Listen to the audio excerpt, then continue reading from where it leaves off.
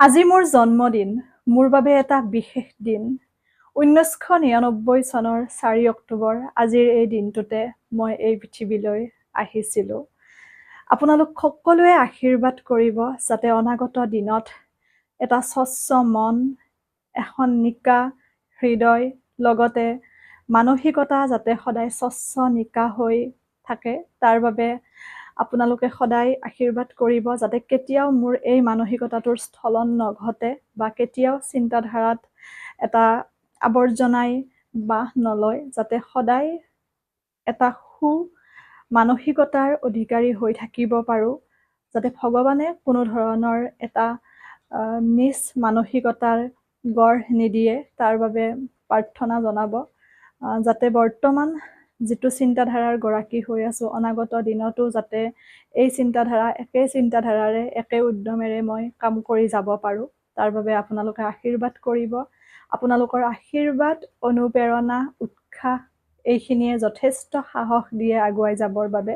ইতিমধ্যে বহুত বেছি মৰম আপোনালোকে দিছে, আশীৰ্বাদ আপোনালোকে কৰিছে। অনাগত দিনত আকৌ বিচাৰিম, সদায় লাগিব আপোনালোকৰ এই মৰমখিনি, আশীৰ্বাদখিনি। আজি কিছু কথা আপোনালোকৰ লগত পাতিম।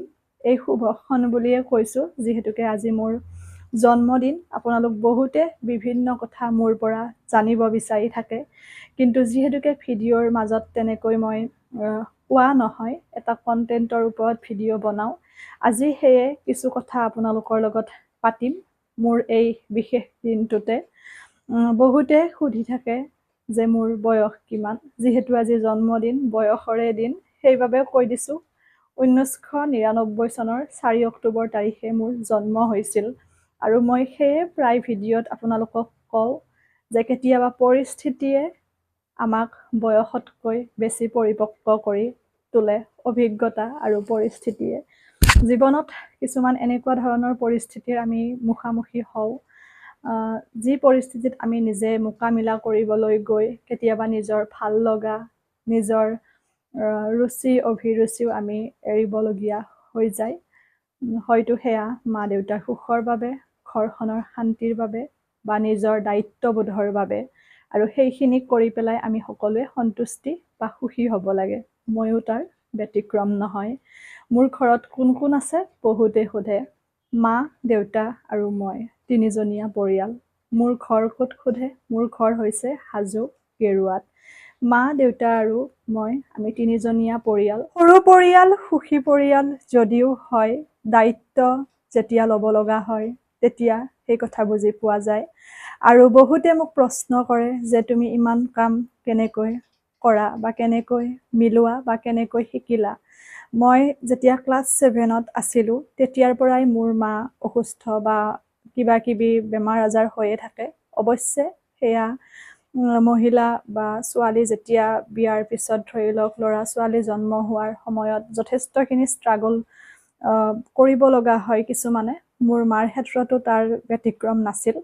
যথেষ্টখিনি কষ্ট চেষ্টাৰ পিছতহে মই এই পৃথিৱীলৈ আহিছিলোঁ বা মই জন্মগ্ৰহণ কৰিছিলোঁ, তাকো বহুত ৰিস্কত। সেইবাবে মই প্ৰত্যেক মুহূৰ্ততে চেষ্টা কৰোঁ ঘৰখনৰ সেয়া লাগিলে সন্মানেই হওক, সেয়া লাগিলে বিভিন্ন ক্ষেত্ৰত অটুট ৰাখিবলৈ মই চেষ্টা কৰি আহিছোঁ, কাৰণ তেওঁলোকক মই কষ্ট দিব নোৱাৰোঁ কোনো ক্ষেত্ৰত। কোনে কেনেদৰে মোক লয়, কেনেদৰে মোক ভাবে, সেই কথাটো মোৰ জানিব লগা বিষয় নহয়।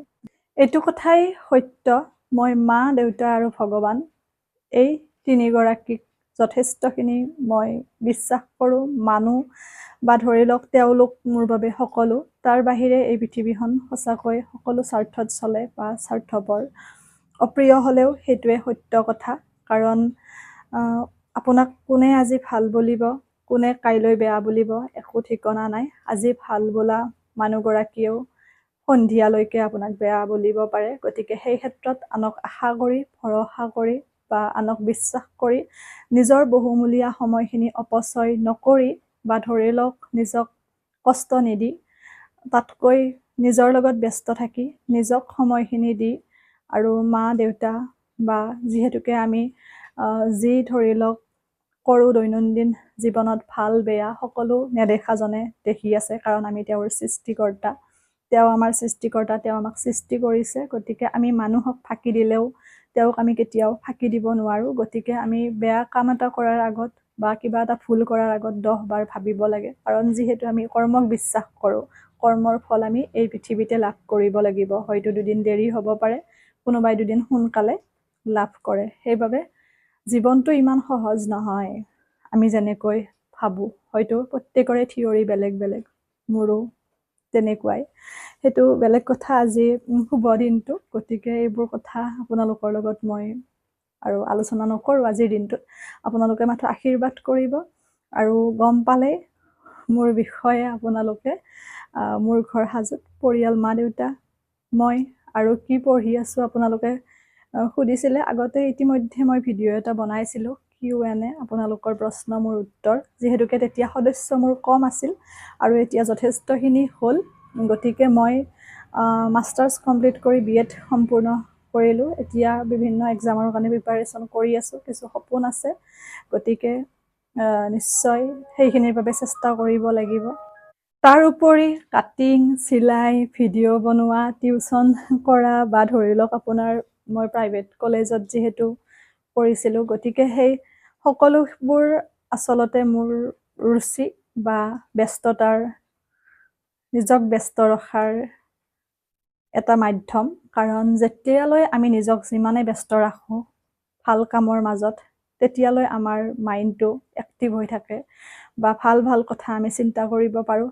এটা পজিটিভিটি আমি নিজৰ মাজত বৰ্তাই ৰাখিব পাৰোঁ। গতিকে সেইবাবে যিমান পাৰি নিজক ব্যস্ত ৰাখিব লাগে। যেতিয়াই আমাৰ কাম নাথাকে, আমি অকলশৰীয়া অনুভৱ কৰোঁ, বিভিন্ন অলাগতীয়া চিন্তা ভাৱনাই আমাক ঘেৰি ধৰে। সেইবাবে আমি ভাল ভাল কামেৰে নিজক ব্যস্ত ৰাখিব লাগে। আৰু সেইবাবেই মই যিমান পাৰোঁ বিভিন্ন কাম কৰোঁ। চিলাই, ফেব্ৰিক কৰা বা ধৰি লওক কেক বনোৱা, এইবোৰ মোৰ ৰুচি হয়।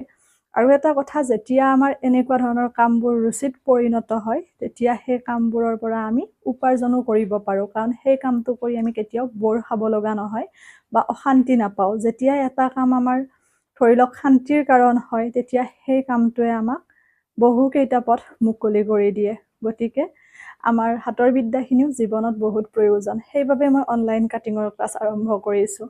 তাৰ পৰা মই পইচা কিমানখিনি পাওঁ সেইটো ডাঙৰ কথা নহয়, প্ৰাপ্যটো মই ল'বই লাগিব। কাৰণ যিহেতুকে মোৰো সময় যথেষ্টখিনি যায়, লগতে নেটৰ কথা আছে।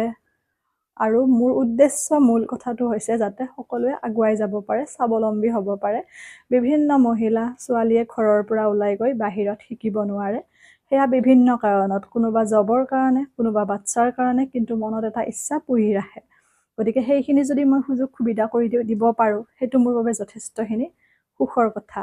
গতিকে আৰু দীঘলীয়া নকৰোঁ, আপোনালোকে আশীৰ্বাদ কৰিব মোৰ এই বিশেষ দিনটোত। আৰু যদি কিবা জানিব লগা আছে আপোনালোকে সুধিব, মই নিশ্চয় উত্তৰ দিম। আৰু বাকী জন্মদিন বুলি বিশেষ কেক কটা বা তেনেকুৱা ধৰণৰ একো নাই, কাৰণ তেনেকুৱা এটা বাতাবৰণ সৰুৰ পৰা যিহেতু সৃষ্টি কৰা নাছিল আৰু এতিয়াও ভাল নালাগে। যদিও এতিয়া পাৰোঁ, কিন্তু নকৰোঁ।